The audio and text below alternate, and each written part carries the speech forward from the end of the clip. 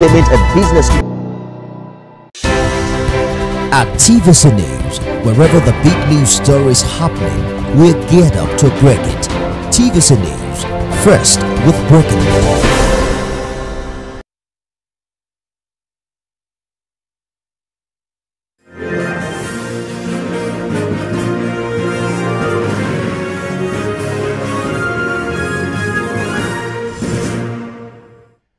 Hello and thank you for joining us on Newsweek, where we highlight some of the biggest stories that made the headlines recently. I am Mark Otabo. President Tinubu addresses joint session of National Assembly, says no to one-party state. Also, defections push APC members to 68 in Senate, 207 in Reps. And later on the show, Wike rallies PDP stakeholders, reiterates G5 stance on 2023 elections. All the details in a moment. Stay with us.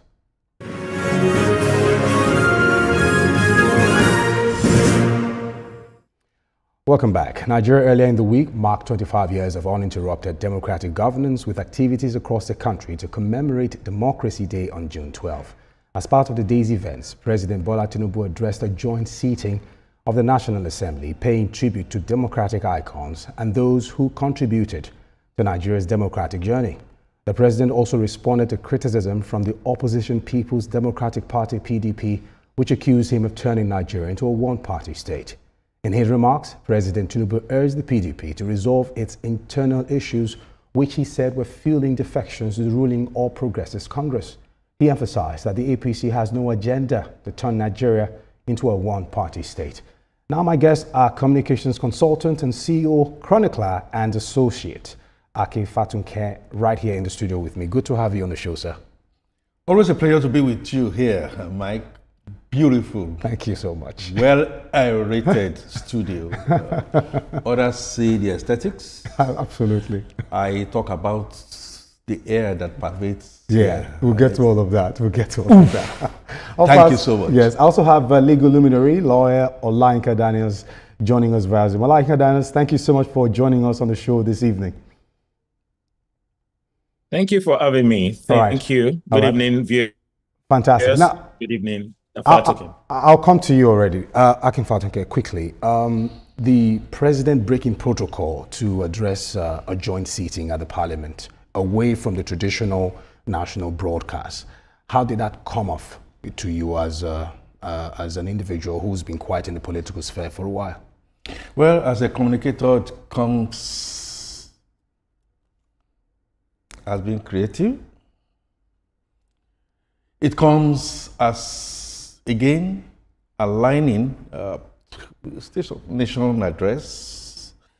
I am not aware of any convention that says he cannot go to the marketplace. Okay. No, he could not go to the National Assembly.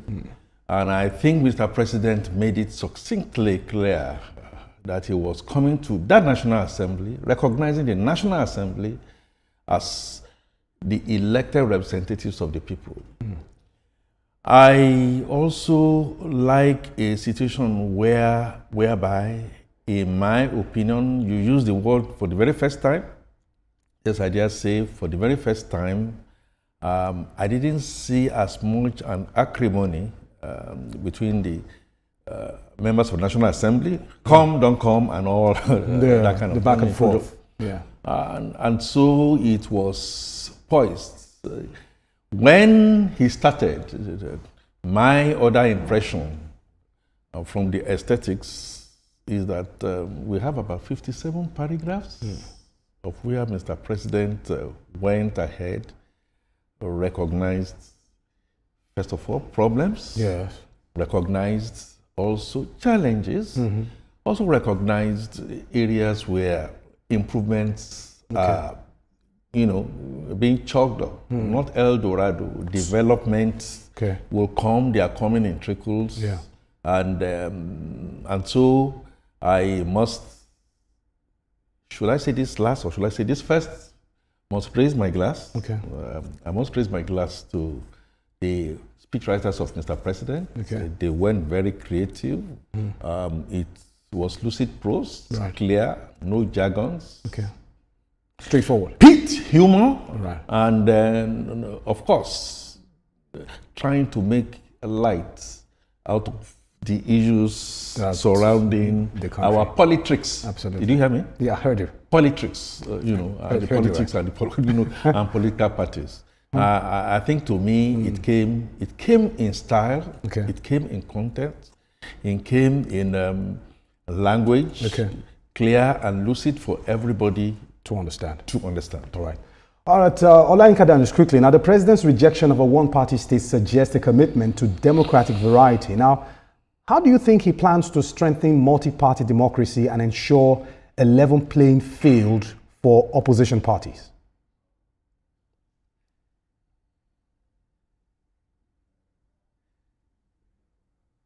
Olayinka Daniels, are you there? Mr. President, too well. Yes, I can hear you. All right. You can hear me. I can hear you, yes. Yes. I said if you know him too well, if you know Mr. President too well, even while other people were moving to a political party, if you remember vividly, when it was... Hello, Olayinka, are you there? Was governor of Lagos State. Okay.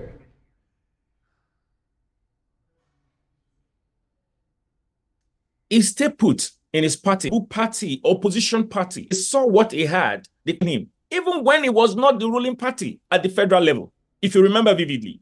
So he's not someone in his own time as a president that would then agitate or ask for, a single political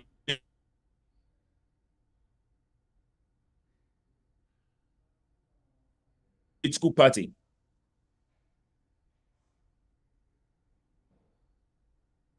We can't see that happening. The array. And I think Mr. President leaned them to put their house in order. Want to contest and you want to beat, the margin to a ruling party, then you should put your house in order and you should do what is needful. You should not, if your house is in disarray, you cannot then be crying wolf of a particular president trying to make the party a single party. So if people are leaving a political party to the others, so you cannot blame the party that they are moving to. All right. You should check their house. What are they saying? Why are they moving to this party? The law is clear. If your party is in disarray, you have every right to leave that party to move to the other party. The law is clear about that. Okay. So if they are doing that, the question they should ask themselves, and what they should be looking at is putting their house in order so that their people will not leave their political party and move to the other party, particularly if the other party is working hard to see that he gives good governance to his people.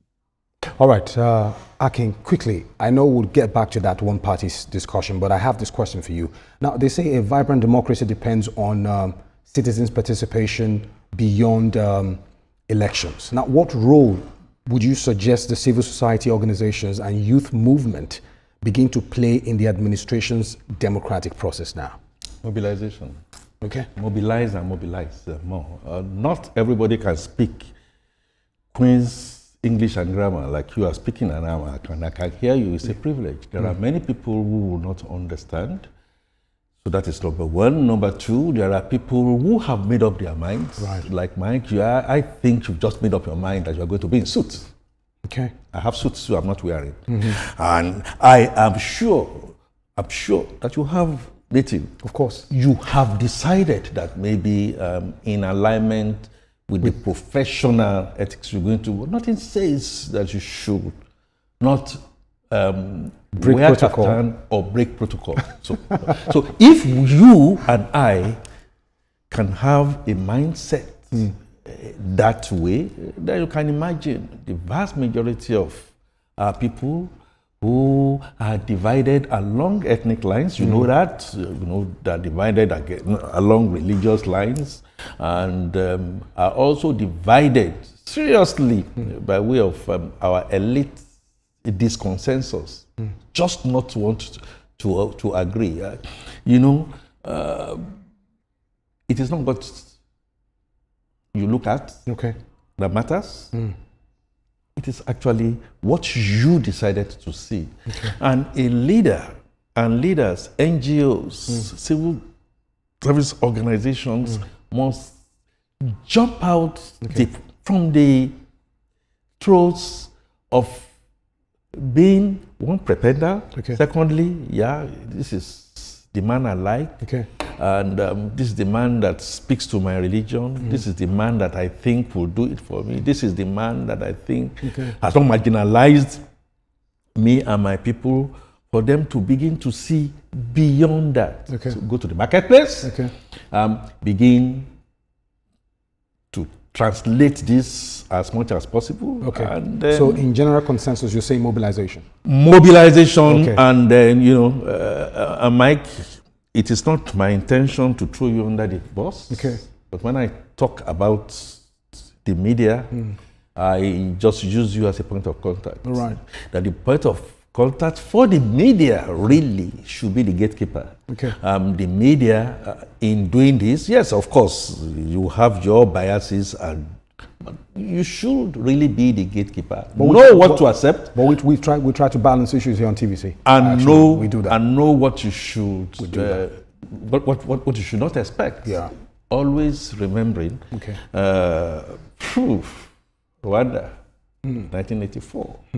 That the wrong speech made or the wrong statement made Could be very chaotic. can throw people into Okay. a kind of chaos, and then allow them to, and then make sure that election counts. Okay. Go after making sure that the processes are there. Okay. If the process says, for instance, it's a woman that you want in a particular position by consensus, so be it. So be it. Okay. Olayinka Daniels, quickly now, with the way the president addressed the joint sitting of the parliament, how would you say he was able to, put his weight on the June 12 heroes, and how he was able to cover, the whole June 12 conversation? From your perspective as a legal luminary, what's your assessment of the way he was able to hold his, ground with the whole June 12 situation?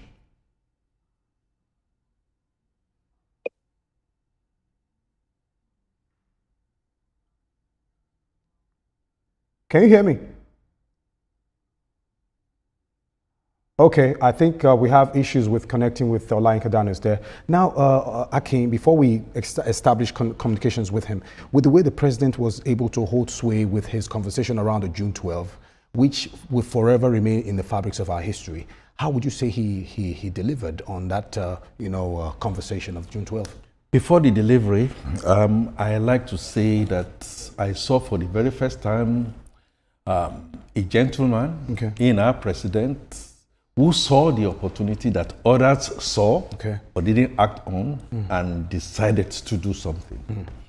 Secondly, I believe that for whatever reason, my view now is that in 1993, 1994, I had a privilege, because then it was in ExxonMobil, I had a privilege to visit Mr. President. At that time, he had just left, not too long left Mobile, and then went into politics. And so he was detained by the goons of Abacha. I remember very, very well. And the point I want to make here is that he was there at Alagbo there in short knickers. I saw him with Ame Ebute and the former vice chancellor of Obafemi Awolowo University at that time.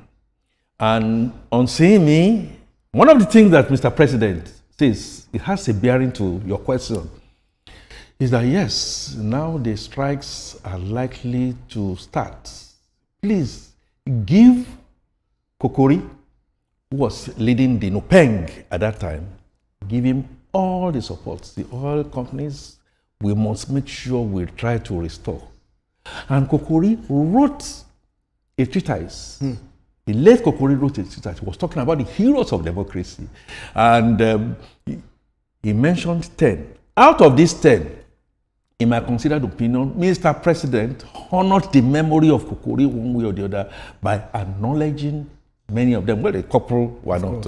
People like, well, I am really not too sure about Agbakuba, But Frederick Fashewu, and stuff there are like conversations that hopefully the next one would cover most of the names that were in. I must not fail to also say that it's just like exams. Give me an exam, I will make an attempt.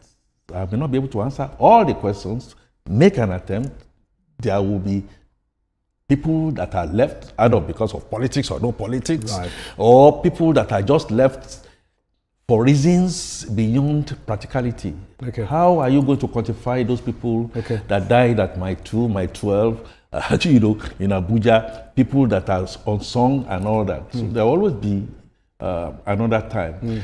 I say political brinkmanship on the part of Mr. President. Mr. President, who has the power and who has decided to wield that power very positively on the side of democracy. Fantastic. Now, Akin, quickly, before we still hopefully try to establish contact with Olayinka, now many young people feel disconnected from the political system. Now, this undermines long-term democratic development for the country. Now, how can this be rectified, and where should the healing process begin from?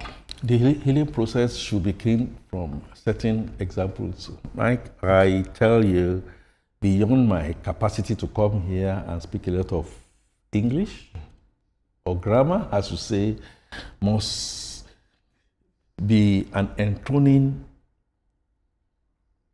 desire that I should have capacity, I should have competence, I should have character, and I should have a consciousness that others before me. So disconnect is coming from the low-hanging fruits that I have consistently said. This president, this APC that are riding high must take note of.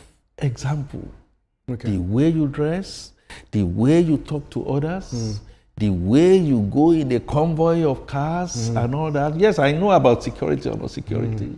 The way those who surround you, those in the National Assembly that people are saying rubber stamps are all doing certain things. So practically what you're saying is and the way some of your rising stars, and I can just mention 2.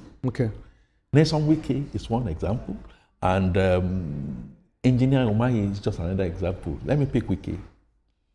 Great doing his job the way he should do his job. But the long hangers, I don't like to see Wike in a Rolls Royce. Yes, he can afford a Rolls Royce, but look, don't display it. It's just not necessary. And this development must now come and trickle down to the grassroots. To the grassroots. Speak their language, let them know. 1, 2, Mr. President. And Mr. President should come to terms with the reality, Mike, that there is no way he can ever, no matter the power he has, do it alone. The subnationals must also be encouraged to do what is right so they can all align and help us tame inflation, help us tame hunger, and then look at more of the development for the long term. Thank you very much. All right, we'll go on a quick break now, and of course, Newsweek continues in a moment. Stay with us.